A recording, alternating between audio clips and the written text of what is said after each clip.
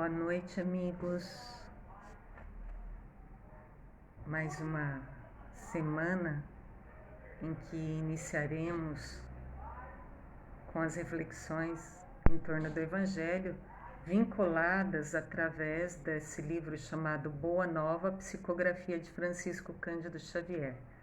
Nós estamos abordando o capítulo 13, que tem o título Pecado e Punição. E é a última parte desse capítulo, portanto, devemos encerrá-lo hoje nas nossas reflexões. Diz o Espírito Humberto de Campos, pela psicografia de Francisco Cândido Xavier: desde que esses ensinos foram dados. Que ensinos? O que é pecado? Como o pecado, que é considerado um equívoco, é visto perante as leis naturais ou divinas? Como que se dá o processo de punição? Quem é que pune? Já dizemos que a pergunta está errada, porque não tem o quem. Porque ninguém tem o direito de punir. A pergunta é: o que pune? E o que é punição? Esses aspectos referentes ao comportamento humano equivocado, nós obtemos resposta através aqui do capítulo 13, do qual já fizemos 3 reflexões e hoje será a 4ª e última reflexão, baseada no capítulo 13 do livro Boa Nova. Então, diz Humberto de Campos, o Espírito: desde que esses ensinos foram dados, novas ideias de fraternidade povoaram o mundo. Então, esses novos conceitos, não só verbalizados, mas exemplificados pelo Mestre Jesus, um Cristo encarnado na Terra, estabeleceram uma divisão de águas, em que antes, como era tratado pecado e punição, e agora, nesse novo mundo estabelecido a partir do amor encarnado, da verdade aplicada com misericórdia, com amor, encarnado e demonstrando um outro tempo. Então, relata que essas novas ideias de fraternidade. Então, a fraternidade é um movimento legítimo de condução desse novo mundo, dessa nova era. Fraternidade é a marca registrada. Com respeito aos transviados, aos criminosos e aos inimigos. Então, um novo padrão de pensar, de sentir e de agir em relação àquilo que acostumamos a julgar, a rotular como criminoso, transviado e os nossos inimigos. Então, uma nova forma, exemplificou Jesus, de transitar nesse caminho que é aqueles que a gente ombreia a existência e que estão transviados, que estão na criminalidade e que são aqueles adversários nossos. Tá? E mais, Humberto de Campos relata que a partir da vinda do Cristo, novo modelo também de organização política dos estados. Olha que bacana!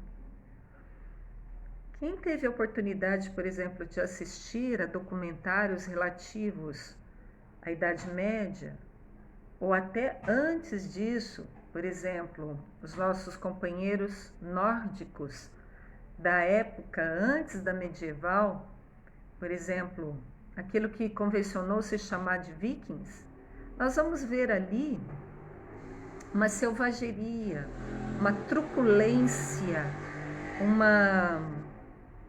tem os seus aspectos de ética que eles tinham na sociedade deles, mas, por exemplo, culto a vários deuses, um dilema terrível entre dever e a honrar a esses deuses que eles acreditavam. Então, nós vemos ali, a partir da vinda de Jesus, um estabelecimento, inclusive, de uma modificação na organização política dos estados. Então nós vemos a aplicação daquela fala de Jesus que diz assim: eu não vim trazer a paz. E repete novamente: eu não vim trazer a paz, mas a espada. A paz que o Mestre Jesus não veio trazer é essa paz que a gente está querendo conquistar ela hoje, que é a paz da preguiça, a paz da estagnação, a paz que é um benefício para uns e não é um benefício para outros, portanto não é paz do Cristo. Essa paz ele não veio trazer. E afirma que veio trazer a espada. Mas que espada é essa que veio trazer? É a espada da luta sangrenta? Foi assim que a gente interpretou a humanidade da Terra. Por exemplo, nas cruzadas, que deveríamos empunhar espada e impor a morte a quem não aceitasse as verdades cristãs. O que é um equívoco, porque as verdades podem ter rótulos diferentes dentro do islamismo, dentro do muçulmanismo, dentro do hinduísmo, catolicismo, espiritualismo. Nós temos ali fragmentos de verdades, da qual uma verdade completa é apenas aquilo que está se remetendo ao amor incondicional. Essa é a verdade completa. Fora isso, são equívocos. Se levado ao que a gente quer e não ao que deve ser. Em respeito ao que deve ser, que é as leis naturais estabelecidas pelo Pai. Espero que esteja dando uma ideia de que o que o Humberto de Campos está querendo relatar aqui, que houve um rompimento de padrão a partir daquele movimento que teve da mulher adúltera, do trabalhar ao sábado, um rompimento de paradigmas, de ideias ataviadas, antigas, arcaicas, que não mais se coadunam com essa nova humanidade que está arraiando aí, que está urgindo, que está pedindo, está nos últimos extentores daquela humanidade velha, que quer manter esses padrões de isolamento, de individualismo, de julgamento do próximo, de rotulá-lo, de não ter movimentos pessoais, individuais em relação ao próximo, que sejam mais próximo da fraternidade genuína.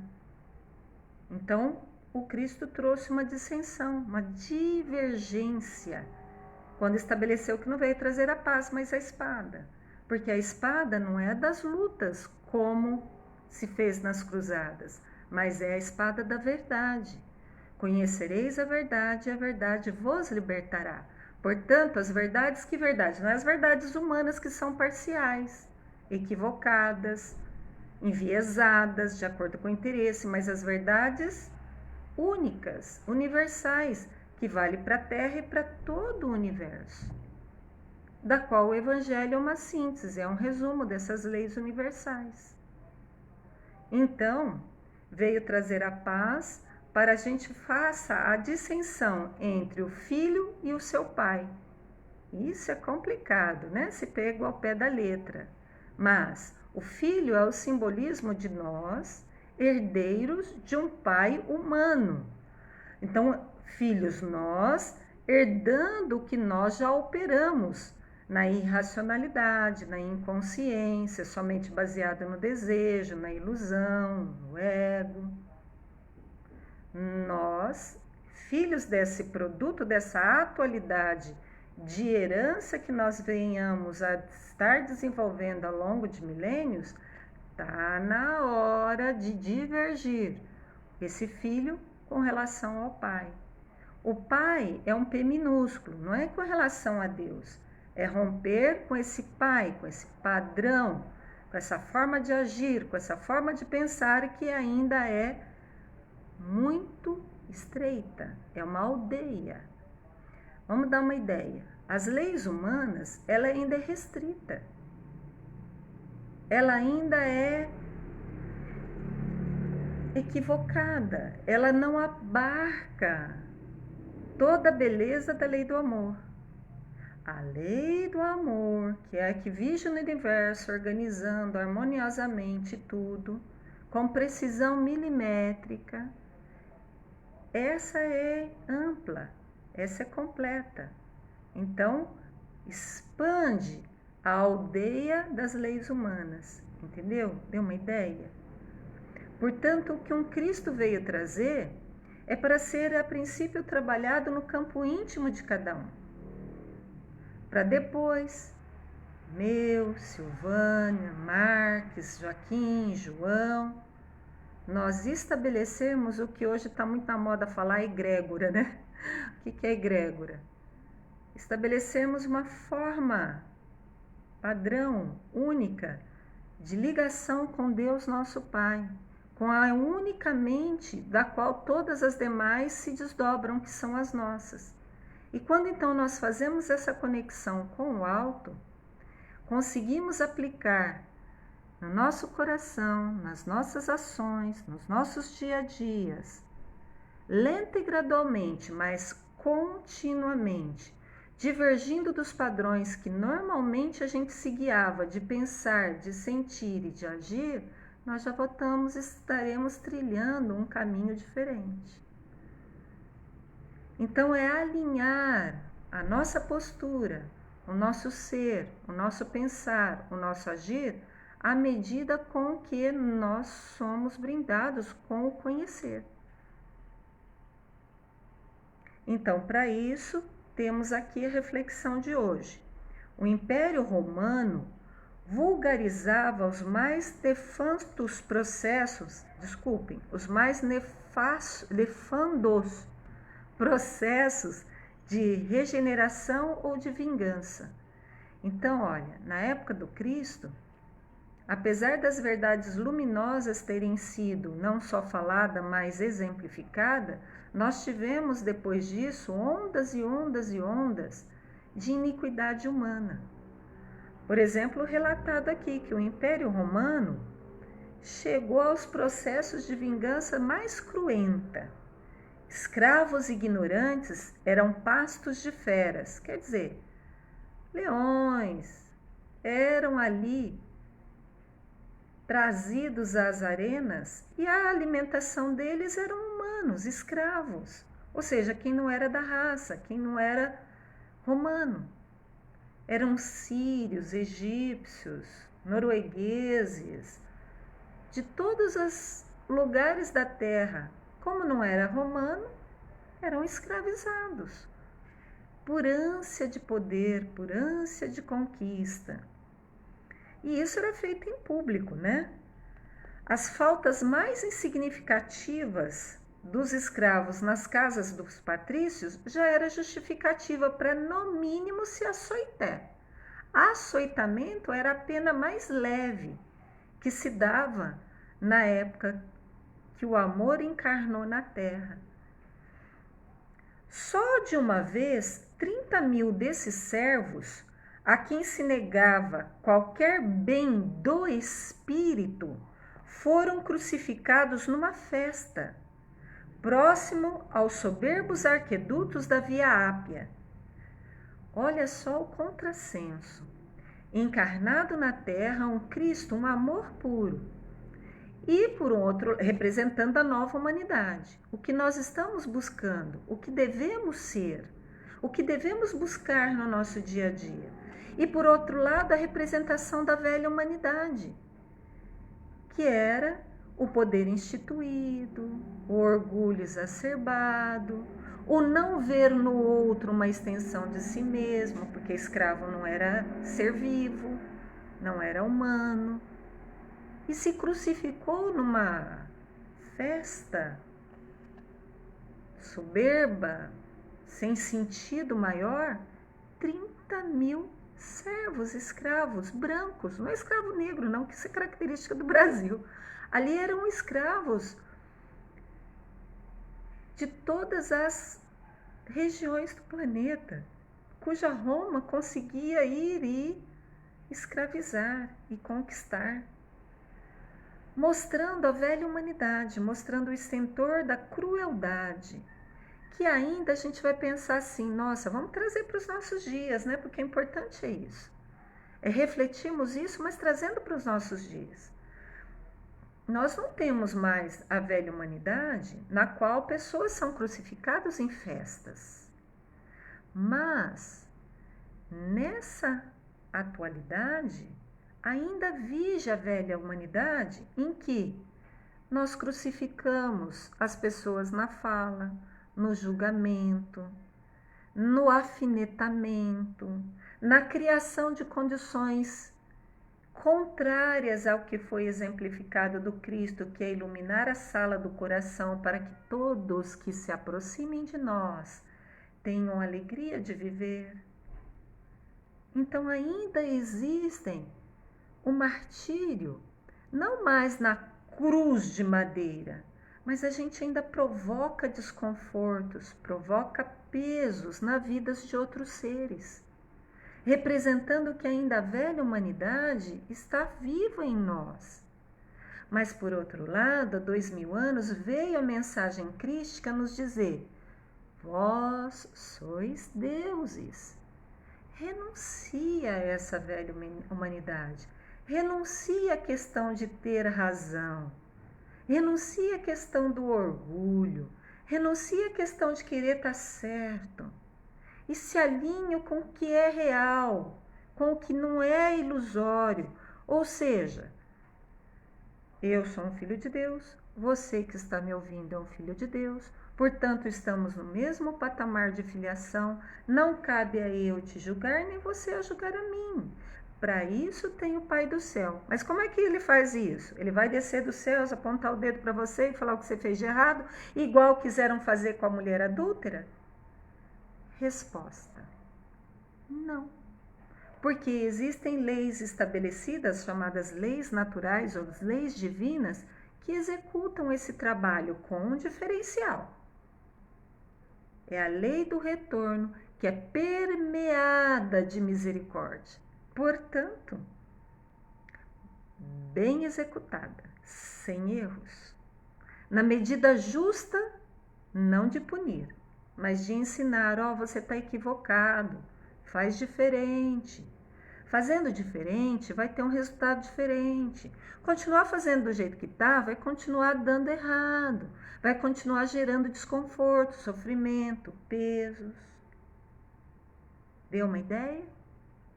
É isso que o Espírito Humberto de Campos quer nos falar, que, através da psicografia de Chico, entretanto, desde a tarde em que Jesus se encontrou com a pecadora diante da multidão, um pensamento novo entrou a dominar aos poucos o próprio espírito do mundo. Ou seja, com essa fala, presta atenção, todos nós da humanidade da Terra fomos como que marcados. Foi instalado em nós um clichê mental a nos lembrar constantemente assim, ó, igual luzinha piscando. Você é um filho de Deus.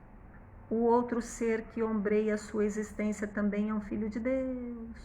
Não cabe um filho de Deus julgar outro filho de Deus. Existem leis naturais divinas que julgam.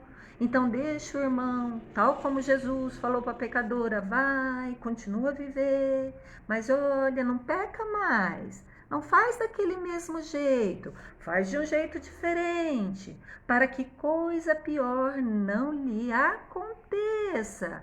Que coisa pior é essa? É a lei do retorno. Cada um recebe aquilo que ele doa. Se doa amor, parabéns, vai receber na justa medida dessa frase. O bem que fazes hoje será seu advogado em qualquer tempo. Deu uma ideia de como funciona a lei do retorno? Quando a gente aplica para o bem.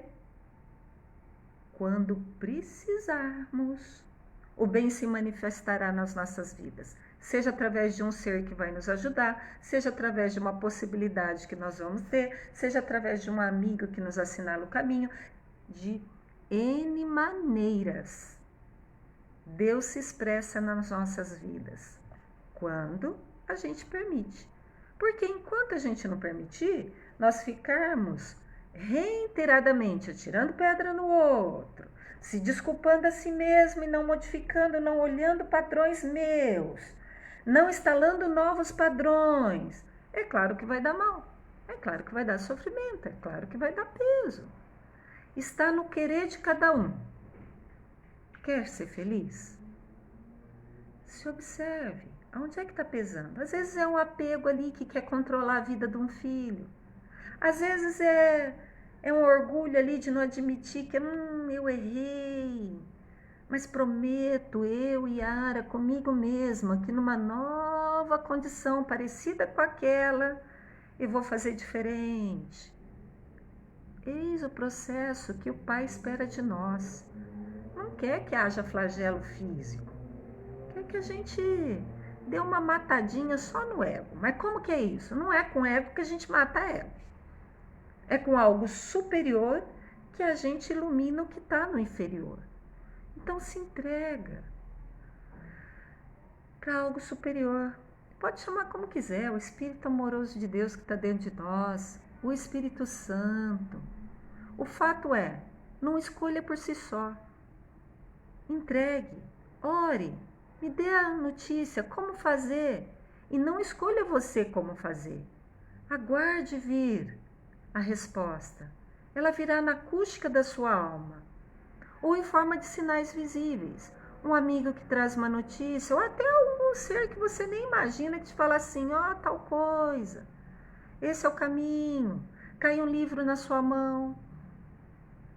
Você faz um movimento de alma positivo para alguém, e aí é como se aquela notícia do que você precisava caísse como um insight em você.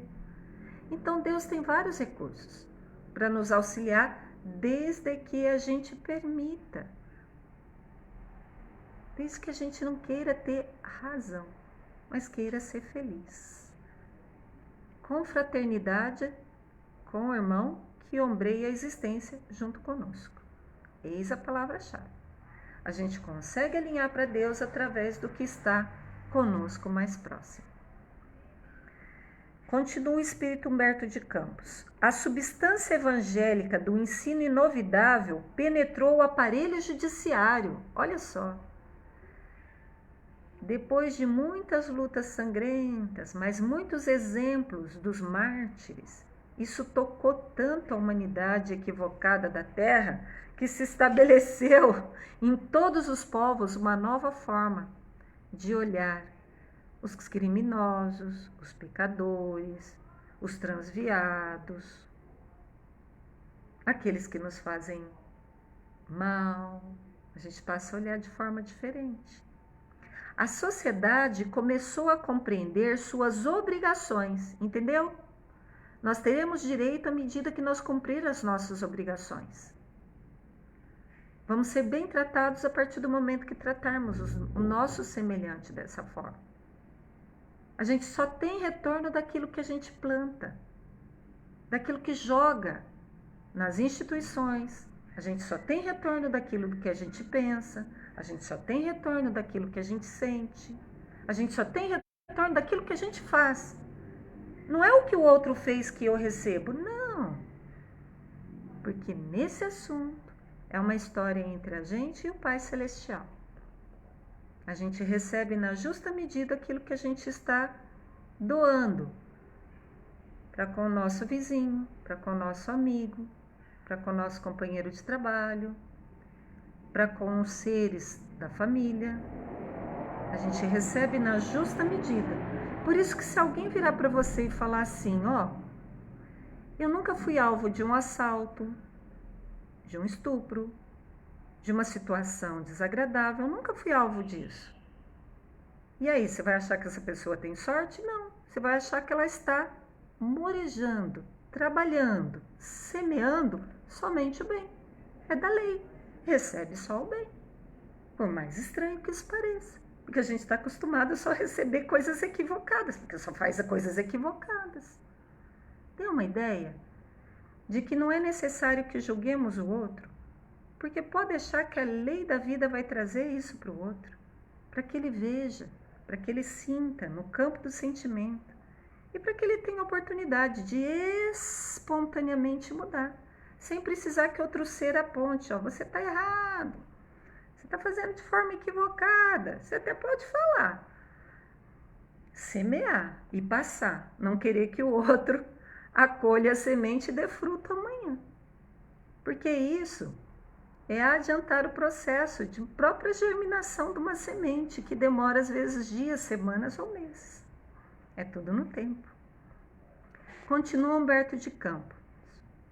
A sociedade começou a compreender suas obrigações e procurou segregar o criminoso como se isola um doente, buscando auxiliar-lhe a reforma definitiva. Prestou atenção como deveria ser o nosso sistema prisional? O criminoso que não tem condições de viver em sociedade deveria ser isolado. Fato, isso já acontece. Mas qual a finalidade? Como se isola um doente, buscando auxiliar-lhe a reforma definitiva. Então é para que seja levado ao processo educativo, não ao processo punitivo. Eis o nosso equívoco. A gente quer punir, em vez de querer educar. A gente quer ter razão, ó, eu tô certo, você tá errado. Em vez de educar, ó, é assim. O que você acha de fazer assim? E deixa o outro tomar decisão. Porque é o outro que vai decidir. Porque no fim da história é entre aquele outro e Deus, assim como que a história final é entre eu e Deus, não é entre eu e o outro filho de Deus. Se a gente conseguir compreender essa sutil nuance, então nós vamos começar a caminhar mais alinhadamente com as leis superiores da vida. Os menores delinquentes foram amparados por numerosas escolas de regeneração. Olha só, depois do movimento crístico é que a gente segregou o criminoso, mas para educar, amparou o menor delinquente, com qual finalidade? Para punir? Não. Amparados por escolas de regeneração. É assim que deveria ser uma FEBEM. Escola de regeneração, não escola de segregação, não escola de humilhação. Deu uma ideia? Todo o sistema de justiça humana evoluiu para os princípios da magnanimidade. Olha só, a vinda do Cristo marcou tanto a sociedade humana que até dividiu o tempo antes de Cristo e depois de Cristo. E marcou de uma forma que às vezes os legisladores, eles nem pensam que foram impregnados. Vou fazer uma expressão para entender. É como se fosse um chip que foi implantado em nós, um chip crístico, para desencadear a luz que nós já temos, para fazer brilhar. Então, a partir do evento crístico, de encarnar na Terra, é como que se tivesse inoculado uma nova fórmula de viver, de sentir e de agir e de pensar. E essa frase eu até grifei aqui no meu livro. Os juízes modernos, lavrando suas sentenças, sem nunca haverem manuseado o Novo Testamento, então pode ser até ateu, talvez ignorem que procedem assim por ter sido Jesus, o grande reformador da criminologia. Então nós vemos as leis humanas hoje tentando aliar com as leis divinas. Pode ser que elas ainda não sejam executadas na sua íntegra.